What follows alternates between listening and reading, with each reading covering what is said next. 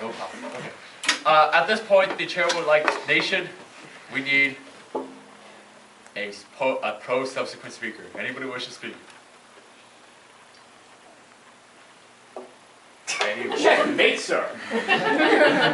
Anyone? Nobody. I can speak on. You may not. You may not. I'm sorry. Anthony. Hey, fine, I'll play devil's advocate. No, we have Anthony. Anthony had his hand up first. Yeah. Fair.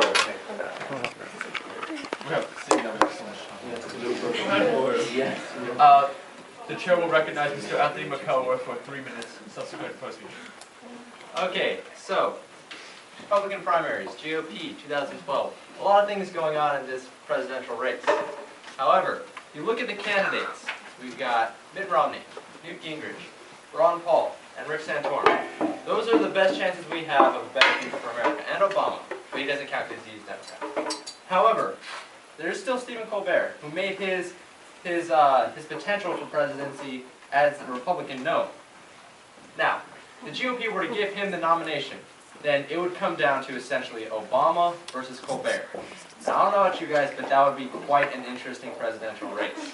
Because you've got the incumbent Obama, who has all sorts of plans, all sorts of things to fix the economy, or all sorts of initiative to somehow kind of fix what he's kind of messed up in these last 4 years. So if we were to elect Obama, it'd be kind of giving him a second chance. Then you've got Stephen Colbert, who's coming way out of left field, not politically, but just figuratively.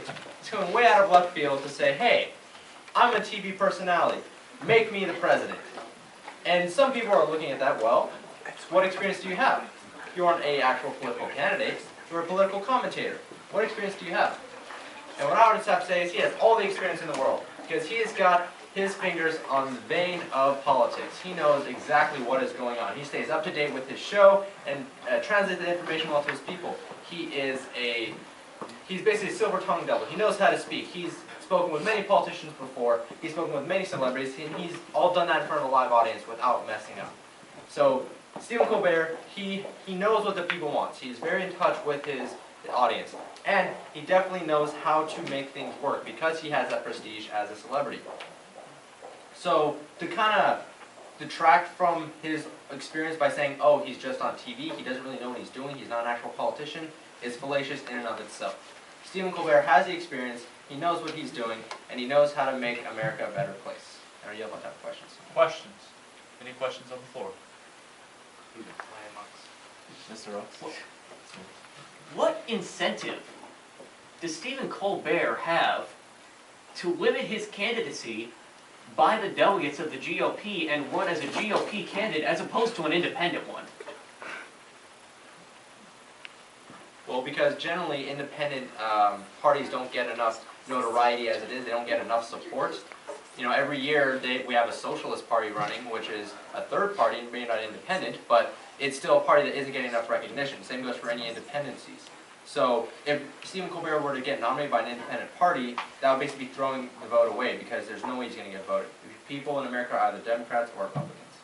So does it matter which method Stephen Colbert will make the presidency? Which method he will make it to presidency? Rather independent or GOP? Yes, it will. Is there a motion on the floor? Motion to extend speaker's time to finish answering the questions. Second. All those in favor? Yes. Aye. All those opposed? Seeing the nation has said it, you may have voted. Yes, nation. That kind of stemming off of what Ryan said.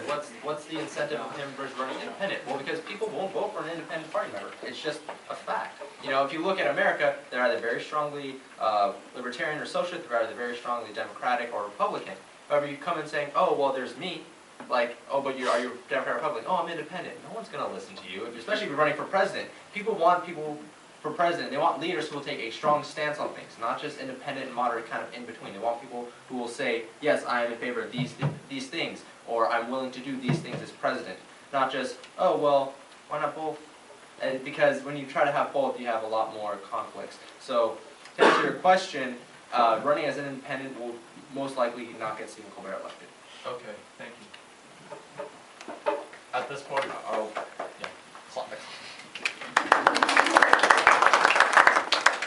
At this point, the chair would like to have the chair calls for the nation, to have a subsequent call speaker. Okay?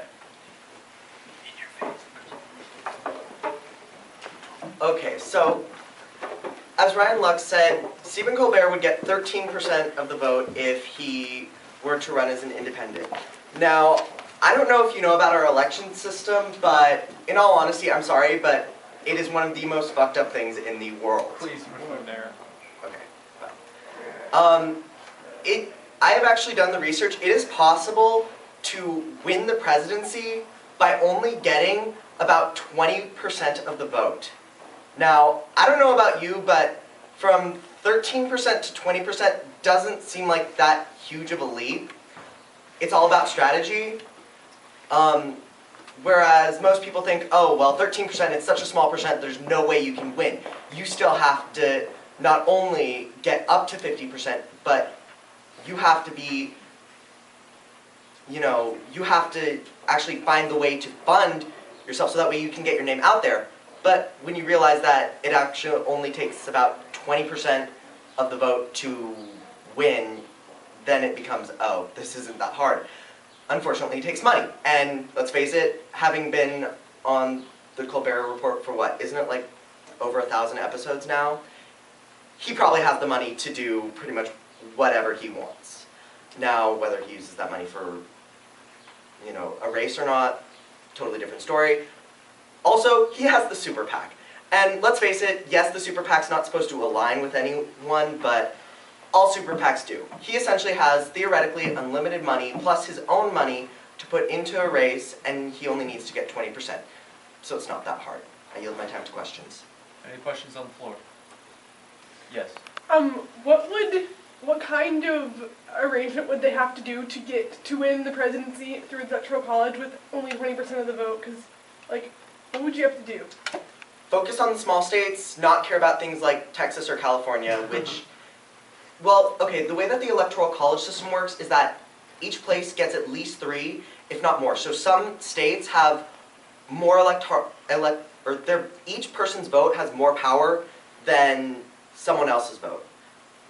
So by using that system, you only have to get 51% of the vote in any one state, and you get all of the delegates, because that's how most states work, is if you get 50% plus 1, you get all of the delegates.